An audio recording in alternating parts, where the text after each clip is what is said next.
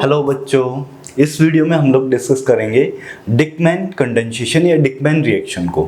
डिकमैन reaction basically क्लेंजन condensation ही है। क्लेंजन condensation हमने देखा था, इस आप मेरे वीडियो को चेकआउट कर सकते हैं, चैनल में मिल जाएगा 12th क्लास रिएक्शन मैकेनिज्म्स की प्लेलिस्ट के अंडर। इसमें क्या करते थे हम लोग, दो एस्टर लेते थे और उनका एल्डोल टाइप रिएक्शन कराते थे। मतलब डिकमैन, एल्डोल और क्लेंजन सब एक है, कोई फर्क नहीं है, ठीक है। डिकमैन, एल्डोल और तीसरा मैंने कौन सा बताया आपको, क्लेंजन। और क्लेंजन के अलावा एक और रिएक्शन भी है, क्लेंजन स्मिथ, वो भी सिमिलर है। मतलब ये सारी रिएक्शन एक कैटेगरी की रिएक्शन है, इनमें कंडेंसेशन होता है। बेसिकली अल्फा हाइड्रोजन को रिमूव करते हैं, उसके बाद फर्दर रिएक्शन होती है। इसमें हम लोग बात करते हैं किस टाइप से रिएक्शन होगी, मैकेनिज्म से शुरू करते हैं और ये मैकेनिज्म कैसे प्रोसीड करता है वो सब बातें हम लोग करेंगे। यहाँ पर हम लोग क्या लेंगे, इंट्रामोलिकुलर क्लेंजन कंडेंसेशन कैसे होता है। देखिए, एस्टर ग्रुप कौन सा होता है, C double bond O C2H5। ये कौन सा ग्रुप हो गया, एस्टर ग्रुप है ये। इसके साथ एक इसके साथ यहाँ पर क्या होगा, एक CH2 अटैच्ड है, बीच में मल्टीपल CH2 अटैच्ड हैं और एक और CH2 मैंने यहाँ पे लिया, यहाँ पे क्या लिख दिया, C double bond O C2H5। ये वाले CH2 के आगे मैं लिख देता हूँ N। ठीक है बच्चों, यहां तक आपको समझ में आया। ये क्या है, डाई एस्टर। ये क्या है, डाई एस्टर क्यों है, क्योंकि दो एस्टर ग्रुप आपको दिखाई दे रहे होंगे। एस्टर ग्रुप किसको बोलते हैं, एस्टर ग्रुप। इस पर कंफ्यूज मत होना बच्चों, एस्टर ग्रुप हम लोग इस ग्रुप को बोलते हैं। ये वाला ग्रुप क्या बोला जाता है, एस्टर। ये वाला ग्रुप कौन सा ग्रुप बोला जाता है, एस्टर ग्रुप। यहां पर दो एस्टर ग्रुप्स दिखाई दे रहे होंगे, पहले वाला ये है और दूसरा एस्टर ग्रुप ये वाला ग्रुप है। ठीक है बच्चों, इतनी बात समझ में आई होगी सब बच्चों को। उसके बाद देखिए, इन दोनों कार्बन पर पार्शियल पॉजिटिव चार्ज रहेगा। किस वजह से, क्योंकि इनके साथ ऑक्सीजन अटैच्ड है। अगेन ये इलेक्ट्रॉन विड्रॉ करेगा वाया इंडक्टिव इफेक्ट या वाया आप कह सकते हैं इलेक्ट्रोनेगेटिविटी। यहां पर क्या होंगे, इलेक्ट्रॉन्स विड्रॉ होंगे। जब इलेक्ट्रॉन्स विड्रॉ होंगे तो कार्बन पर क्या हो जाएगा, पार्शियल पॉजिटिव चार्ज। ये इलेक्ट्रॉन विड्रॉल जो है ना, वो सिग्मा बॉन्ड के थ्रू होता है। जब भी इंडक्टिव इफेक्ट या इलेक्ट्रोनेगेटिविटी की बात करते हैं तो हमेशा इलेक्ट्रॉन विड्रॉ सिग्मा बॉन्ड के थ्रू ही होता है। हम लोग माइनस आर इफेक्ट की बात करें तो उस केस में इलेक्ट्रॉन विड्रॉ होते हैं थ्रू पाई बॉन्ड। ध्यान रखना है, यहां पर किसके थ्रू इलेक्ट्रॉन विड्रॉ होंगे, वाया सिग्मा बॉन्ड। तो बच्चों इतनी बात समझ में आई होगी। इस रिएक्शन के लिए N की वैल्यू कितनी हो सकती है, 2, 3, 4। ध्यान रखना, वैल्यू यही होंगी। N की वैल्यू इससे कम भी नहीं होगी, इससे ज्यादा भी नहीं होगी। दोनों ही रिएक्शन डिफिकल्ट हो जाएंगी। क्यों हो जाएंगी, इस पे हम लोग बात करेंगे। इतनी बात समझ में आई। अपना इनिशियल रिएक्टेंट मॉलिक्यूल क्या है, उसको क्या बोला जाता है, किस टाइप से होता है, तो उसका हम लोगों ने डिटेल्स लिखी हैं। रिएक्शन में हम लोग रिएजेंट क्या यूज करेंगे, रिएजेंट क्या करते हैं। एल्डोल में क्या होता था बच्चों, माइल्ड बेस यूज करते थे। ठीक है, क्लेंजन में थोड़ा स्ट्रॉन्ग बेस चाहिए होता था, यहां पर भी स्ट्रॉन्ग बेस चाहिए होगा। माइल्ड बेस किस वजह से यूज करते थे एल्डोल में, बेसिकली वहां पर आपके पास कीटोन होता था। कीटोन के केस में इलेक्ट्रॉन निकालना, अल्फा हाइड्रोजन निकालना, या एल्डिहाइड केस में अल्फा हाइड्रोजन निकालना आसान होता है एज कंपेयर टू एस्टर।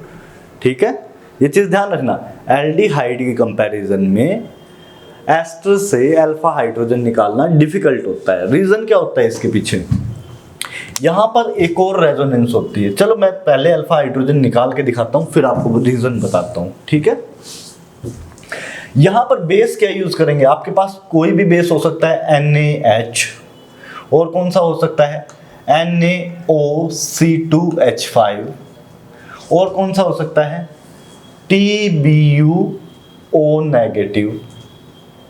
ये क्या है, टर्ट ब्यूटोक्साइड है। ध्यान रखना है, टर्ट ब्यूटोक्साइड। ठीक है,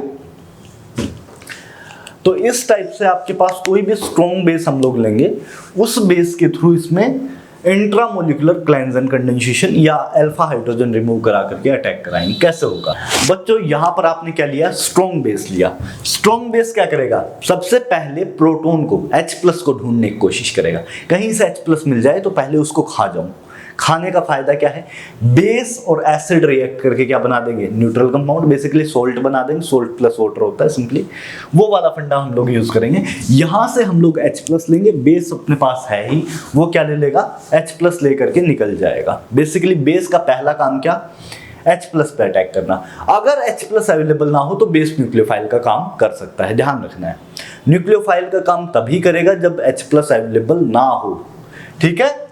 तो बच्चों यहां पर आपको अल्फा हाइड्रोजन कहां दिख रहे हैं, ये आपका मेन ग्रुप है। जो टारगेट ग्रुप है ना वो एस्टर ग्रुप है। कार्बोनिल ग्रुप कौन सा है, ये वाला। कार्बोनिल ग्रुप की बात करूं तो ये वाला। इस कार्बोनिल ग्रुप की अल्फा पोजीशन पे हाइड्रोजन अवेलेबल है क्या, यहां पे दिख रहा है ये वाला हाइड्रोजन, ये क्या कहलाएगा, अल्फा हाइड्रोजन। जो कार्बोनिल ग्रुप है ना उससे अटैच्ड फर्स्ट कार्बन को क्या बोलते हैं, अल्फा कार्बन, और उस कार्बन से अटैच्ड हाइड्रोजन क्या बोलते हैं, अल्फा हाइड्रोजन। तो यहां पर अल्फा हाइड्रोजन आपको पता चला, ये वाला अल्फा हाइड्रोजन था। बेस क्या करेगा, सबसे पहले इस अल्फा हाइड्रोजन पे अटैक करेगा।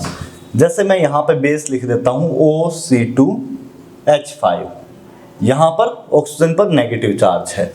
ये क्या करेगा, हाइड्रोजन पे अटैक करेगा, बॉन्ड के इलेक्ट्रॉन इस कार्बन पर मूव कर जाएंगे। मैंने हाइड्रोजन पे दिखा दिया, आप कार्बन पे दिखा देना। तो बच्चों यहां तक आपने देखा, यहां से क्या बनेगा, एक और मॉलिक्यूल बनेगा। वो किस तरह से, यहां से स्ट्रक्चर कैसा दिखाई देगा, वो कुछ ऐसा दिखाई देगा, CH2, यहां पर CH2 मल्टीपल टाइम्स है N, यहां पर मैं क्या दिखा देता हूं CH2, और यहां पर मैं क्या, यहां पे CH2 बजाय CH- है। यहां पर नेगेटिव चार्ज आ गया था, बॉन्ड के इलेक्ट्रॉन मूव कर गए थे। यहां पर क्या है, C डबल बॉन्ड OC2H5।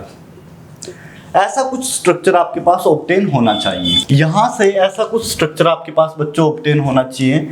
ये बॉन्ड यहां से यहां अटैक कर देगा और ये ओपनिंग हो जाएगी।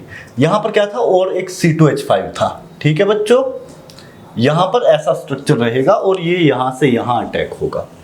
फर्दर क्या होगा, देखिए यहां पर आपके पास C पे O- जनरेट हो जाएगा, इस साइड क्या हो जाएगा, OC2H5, यहां से क्या आ जाएगा, एक CH2, CH2 होल ट्वाइस, या होल N कर सकते हो, इसको होल N भी लिख सकते हो, आपकी मर्जी है। इस साइड क्या होगा, एक CH2 और है। तो बच्चों यहां से आपके पास ऐसा कुछ स्ट्रक्चर ऑब्टेन हो जाएगा। लास्ट स्टेप में क्या होगा, यहां से O- नीचे आएगा और ये OC2H5 अपनी पोजीशन से लीव कर जाएगा। इससे होगा क्या, आपके पास एक कीटोन ग्रुप जनरेट हो जाएगा और एक एस्टर ग्रुप आपके पास पहले से ही था, ठीक है बच्चों। ऐसा कुछ आपके पास फाइनली जनरेट हो जाएगा। और इसमें एक चीज ध्यान देना, मैंने कहा N की वैल्यू है 2, 3, 4। इसका सिंपल मीनिंग क्या है, या तो 5 मेंबर्ड रिंग बनेगी, या 6 मेंबर्ड, या 7 मेंबर्ड रिंग। सो मैं यहां पे लिखूंगा 5, 6 और 7 मेंबर्ड रिंग विल फॉर्म।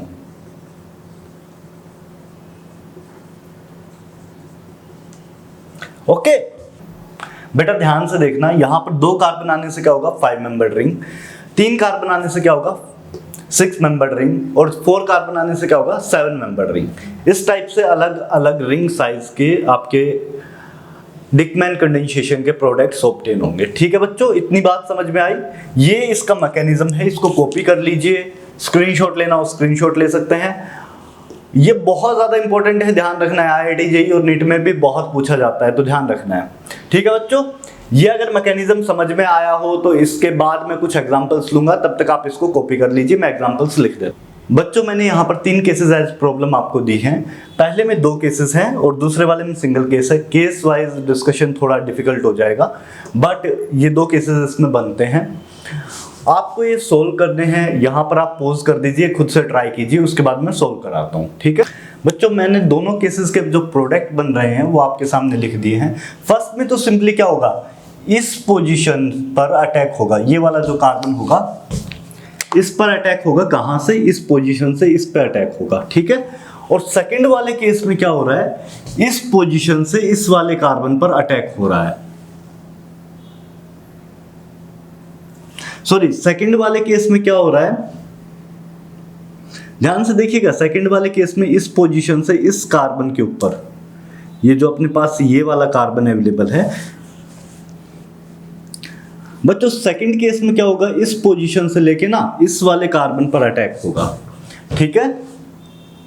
उससे आपका 1 2 3 4 एंड 5 मेंबर रिंग बन जाएगा और ये CH2 फ्री होकर के अलग से दिखाई दे रहा होगा आपको। इस टाइप से प्रोडक्ट बनेगा।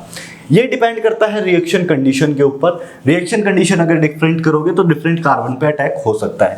थर्ड वाले केस में सिंपल आपका होगा, इंट्रामोलिकुलर डिकमैन कंडेंसेशन कराना है और आपके पास ये वाला प्रोडक्ट मिल जाएगा। थर्ड केस बहुत सिंपल है, आप खुद से कर सकते हैं, ठीक है बच्चों। आई थिंक आपको मैकेनिज्म अच्छे से समझ में आया होगा। Please like, share and subscribe my channel and press the bell icon in order to get all the notifications. Thank you बच्चों।